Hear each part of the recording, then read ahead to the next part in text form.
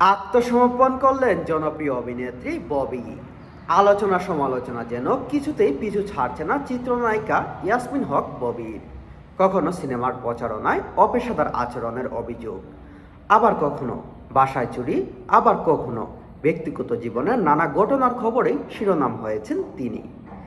গেল ঈদে মুক্তিপ্রাপ্ত তছনছ সিনেমার প্রচারণায় অপেশাদার আচরণের জন্য চর্চায় উঠে আসেন জনপ্রিয় এই নায়িকা। এরপর বাড়িতে বড় অঙ্কের চুরির ঘটনা, আরেক দফায় আলোচনায় আসেন এ নায়িকা। তার রেশ কাটতে না কাটতেই গোপনে বিয়ে এবং সেই স্বামীর কথিত গ্রেফতার ঘটনায় নিন্দার মুখে পড়েন এই গ্ল্যামার কুইন। সেখানে তাকে নিয়ে অনেকেই অনেক মন্তব্য করেছে। অন্যদিকে একটি কোম্পানি থেকে 6 লক্ষ টাকার ব্যাটারি কিনে টাকা না দেওয়ার অভিযোগে গুলশান থানায় ববিসহ কয়েকজনের নামে প্রতারণা মামলা করা হয়।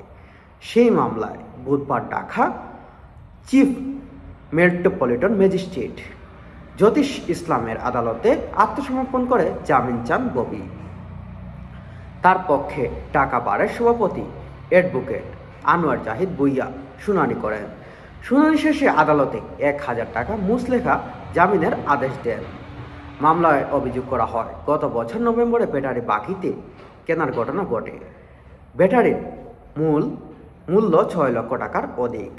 টাকা পরিশোধ করার কথা থাকলেও তারা যথাসময়ে টাকা পরিশোধ না করে তালবাহানা করে। গেল 11 জানুয়ারি তারা কোনো টাকা দেবে না বলে